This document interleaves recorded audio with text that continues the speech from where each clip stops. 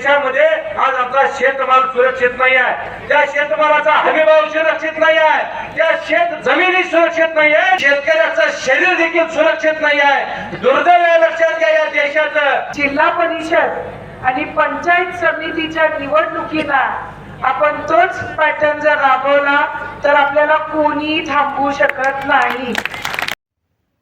लोकसभा निवडणुकीत काँग्रेस आणि समविचारी पक्षांनी दाखवलेल्या एकजुटीमुळेच खासदार छत्रपती शाहू महाराजांना मोठं यश मिळालं. हाच एकतेचा संदेश आगामी जिल्हा परिषद आणि पंचायत समितीच्या निवडणुकीतही कायम ठेवत काँग्रेस आणि समविचारी पक्षांची वज्रमूठ अधिक भक्कम करण्याचं आवाहन मधुरिमाराजे छत्रपती यांनी केलं. त्या राधान तालुक्यातील पिरळ इथं बोलत होत्या. राधान तालुक्यातील पिरळ इथं नूतन निवड झालेल्या काँग्रेसच्या पदाधिकाऱ्यांचा सत्कार आणि खासदार शाहू महाराजांच्या निधीतून झालेल्या विकास कामांचा शुभारंभ मान्यवरांच्या उपस्थितीत करण्यात आला.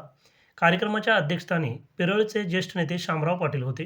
लोकनियुक्त सरपंच अस्मिता पाटील आणि ऑल इंडिया किसान काँग्रेसचे तालुका अध्यक्षपदी निवड झाल्याबद्दल संदीप पाटील यांचा विशेष सत्कार करण्यात आला.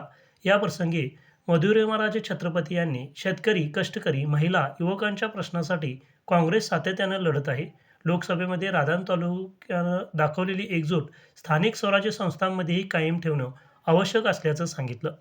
आणि येणाऱ्या जिल्हा परिषद आणि पंचायत समितीच्या निवडणुकीला आपण तोच पॅटर्न जर राबवला तर आपल्याला कोणी थांबवू शकत नाही. आपण सगळ्यांनी एकत्रित राहून जसं महाराजांच्या वेळी आपण सगळे एकत्रित आलो, सगळ्यांनी एक वज्रमूठ बांधली आणि आपण विजयश्री खेचून आणला. तर त्या विजयश्रीमध्ये सिंहाचा वाटा जर कुणाचा असेल तर राधानगरी तालुक्याचा आहे. कारण महाराजांना एवढं तुम्ही भरभरून प्रेम दिलं, मताधिक्य तुम्ही दिलं, तर या येणाऱ्या निवडणुकीमध्ये सुद्धा आपण जर सगळे तसेच एकत्रित एक वज्रमूठ बांधून सगळे एकत्रित लढलो तर आपल्याला कोणीही थांबवू शकणार नाही.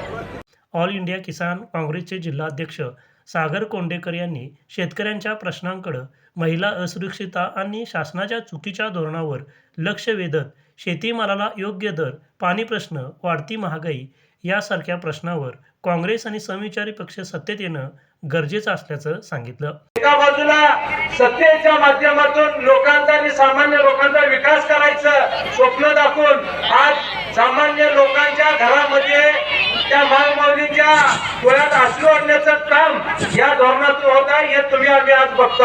आणि एका बाजूला या देशातल्या महिलांच्यावर अत्याचार अन्याय करणारा बलात्कारांना जामीन दिला जातोय, म्हणजे हा विचार करण्यासारखी गोष्ट आहे. आणि दुसऱ्या बाजूला सोनम वांगचुक, तुम्ही त्या माणसाचं पात्र आमिर खानच्या 3 इडियट पिक्चर मधून बघितलेलं आहे.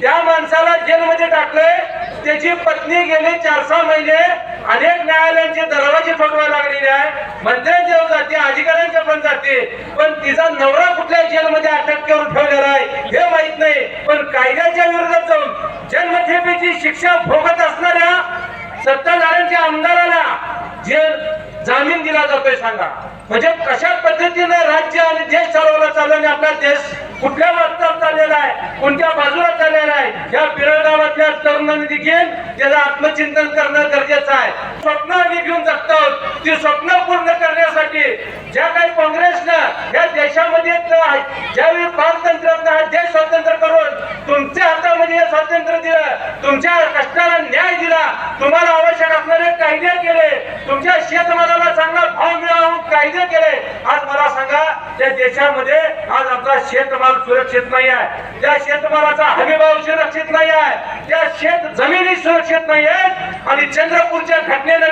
घालून दाखवून दिलेला आहे की शेतकऱ्याचं शरीर देखील सुरक्षित नाही आहे. दुर्दैव आहे, लक्षात घ्या या देशाचं. कृषी प्रधान म्हणून ज्या देशाचा सन्मान या जगामध्ये केला जातो, त्या देशातल्या शेतकऱ्याला आपली किडनी विकायची वेळ येते. हे अपयश कुणाचं आहे लक्षात घ्या.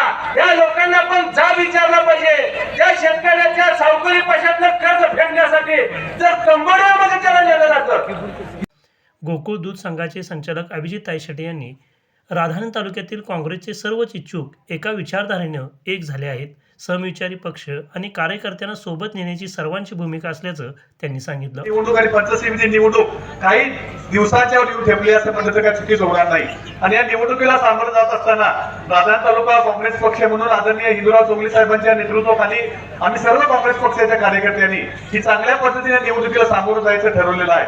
परंतु ते जात असताना राधानगरी मतदारसंघातील सुद्धा आमचे जेवढे सहकारी जिल्हा परिषद आणि पंचायत समितीसाठी इच्छुक आहेत त्या सर्व उमेदवारांनी कुठल्याही परिस्थितीमध्ये जर निवडणूक लढवा म्हणजे जर लढवायची आणि थांबवा म्हणजे थांबायची खऱ्या अर्थाने तयारी केलेली आहे. त्यामुळं हे करत असताना आपल्या बरोबर एखादी चांगल्या पद्धतीच्या विचाराचे लोक जर आपल्याबरोबर आले तर निश्चितपणे त्या सर्वांना घेऊन जायची भूमिका आमच्या सर्व व्यासपीठावरच्या मंडळीची आहे.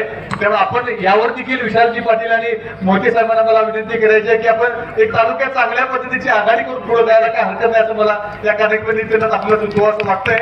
आणि ते आपल्या विचाराचे कार्यकर्ते जर पंचायत समिती आणि जिल्हा परिषदेमध्ये निवडून गेले तर बघितलं तर राधान तालुका थोडासा विकासाकडे वंचित आहे असं आपण म्हणतोय. परंतु पंचायत समिती असू दे, जिल्हा परिषद असू दे, ग्रामपंचायत असू दे, या सर्व जे पंचायत राज व्यवस्थेमध्ये त्रिस्तरीय ज्या संस्था आहेत त्या संस्थांचा जर विचार केला तर निश्चितपणानं विकासासाठी आणि गावच्या विकासासाठी ह्या सर्व संस्थांचा वापर करायचा झाला तर निश्चितपणानं खूप चांगल्या पद्धतीने काम करायला या ठिकाणी संधी आहे. त्यामुळे सावर्धनचे युवा नेते विशाल पाटील यांनी खासदार निधीतून जास्तीत जास्त विकास कामांसाठी निधी उपलब्ध करून दिल्याबद्दल खासदारांचे आभार व्यक्त केले. यावेळी तालुका अध्यक्ष हिंदूराव चौगले, अभिजित पाटील, विश्वास राऊत, राणी पाटील, मीनाक्षी हसनेकर, गायत्री फटकर, अर्चना पाटील, प्रकाश मोहिते, संभाजी पाटील, चंद्रकांत चौगले, राजाराम निवंगरे, बाजीराव चौगले, शामराव चौगले, पांडुरंग ठेपुडकर यांच्यासह काँग्रेस आणि समविचारी पक्षांचे पदाधिकारी, कार्यकर्ते, ग्रामस्थ मोठ्या संख्येनं उपस्थित होते.